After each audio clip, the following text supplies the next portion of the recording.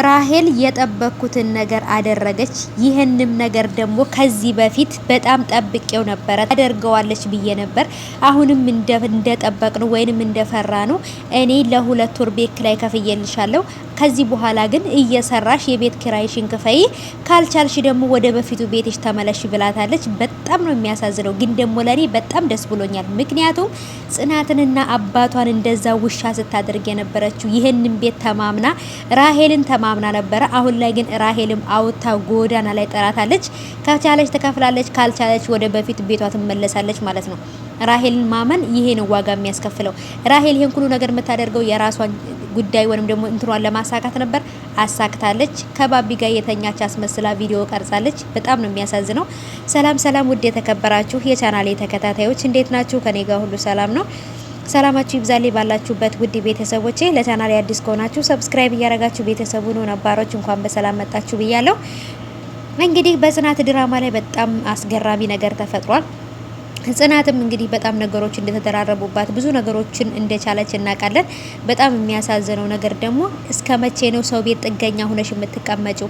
ስለዚህ ወደ ምትሄጅበት ሂጂ። አሁንም ቤት ነሽ እንደ ያለሽው ሰው ሲጠላሽ አታቂም እንደ እያለች በጣም ነበረ ስታሰቃያት የነበረው። በተለይ እማዬ እያለች ነው የምትጠራት። ምክንያቱም ከጓደኛዋ ለይታ ስላላሳደገቻት በቃ እንደ እናት ነው የምታያት ማለት ነው። አባትሽ ብላታለች።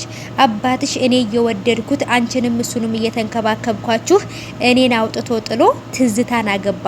ስለዚህ ትዝታን ካገባ በኋላ እኔ እንደ ወዳጄ ሳይሆን እንደ ጥላቴ ነው የማየው ብላታለች ማለት ነው። ይሄን ነገር ግን የጽናት ጓደኛ አታቅም።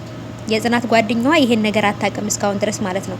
ግን ደግሞ የጽናት የጓደኛዋ እናት ወይንም እማዬ እያለች የምትጠራት ማለት ነው ጽናት አባቷን በጣም ተወደው ነበረ። ጽናትንና አባትየውን ስትንከባከብ የነበረው አቶ ግርማን እንዳገባት ስለምትፈልግ ነበር ማለት ነው። አቶ ግርማ ግን እሷን ትቶ ራሄልን ማን ነው እሷን ትቶ እንትና ነበር ያገባው ትዝታ እንግዲህ የዚህ ሁሉ የነሱ የህይወት መስተቃቀል ምክንያቷ ትዝታ ናት ማለት ነው። አሁን ላይ ባቢ በጣም ተስፋ ቆርጧል። በጣም ነገሮች ተገለባብጠውበታል። በጽናት ላይ የሄደባት መስሎታል። እሷ ግን የእውነት ይሄን ነገር ያደረገችው አይመስለኝም። ቪዲዮ ለመቅረጽ ብቻ አስባ ካልሆነ በቀር በጭራሽ ይሄን ነገር ያደረገችው አይመስለኝም። ብቻ ግን በጣም ከባድ ነው ከምላችሁ በላይ ማለት ነው።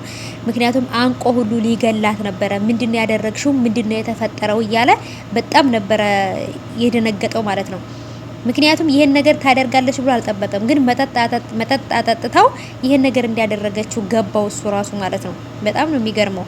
ይሄን ነገር ታደርጋለች ብዬ አልጠበቅኩም። ይሄን ያህል ድፍረት ይኖራታል ብዬ ማለት ነው። ይሄን ሁሉ የምታደርገው ግን ጽናትንና ባቢን ለማለያየት ብቻ ነው። ሌላ ምንም ነገር ፈልጋ አይደለም። ግን ደግሞ ጽናትም ሁሉ ነገር አናግረዋለች። የእውነት እኔን ትተህ መኖር ትችላለህ ወይ? የእውነት ረስተኸኛል ወይ ብላ አወራስችሻለሁ ነበር ያለው። እንባው እየፈሰሰ ነበር እንደዛ ያለው። ምክንያቱም እኔ ቆሽሻለሁ፣ ከዚህ በኋላ ላንቺ አልሆንሽም ነበር ያላት። ባቢ ለጽናት ካልሆነ መቼም ቢሆን ለራሄል አይሆንም። ራሄል በጣም ክፉና አረመኔ ጨካኝ ሴት ናት። ችግርን አይታ ታውቃለች። በጣም በችግር ያደገች ናት። ግን ደግሞ አሁን ላይ በአንድ ሽማግሌ ሰው ያግብታ አውርሷት በሞተው ንብረት ብዙ ሰዎችን እያሰቃየች ነውና በጣም ከባድ ነው። ጽናትም ደግሞ አሁን ላይ ባቢ እኔ አፈቅርሃለሁ አንተን አጥቼ መኖር አልችልም ብላለች። በነገራችን ላይ ጽናት ከአባቷ ውጪ ወንድ ልጅ አትቀርብም ነበረ። ግን ደግሞ ባቢን ቀርባዋለች፣ በጣም አፍቅራዋለች፣ ወዳዋለች። ፍቅር ሲይዛት የመጀመሪያዋ ስለሆነ በጭራሽ እሱ ልትረሳው አትችልም ማለት ነው። እና አሁን ላይ ያለችበት ሁኔታ በጣም ከባድ ነው። እንግዲህ ደግሞ እነሱ ቤቱን ለቃችሁ ውጡ ወይንም ደግሞ ቤት ክራይ ክፈሉ ብላቸዋለች። ከየት አምጥተው እንደሚከፍሉት አይታወቅም። በጣም ግራ አጋቢ ነገር ተፈጥሯል።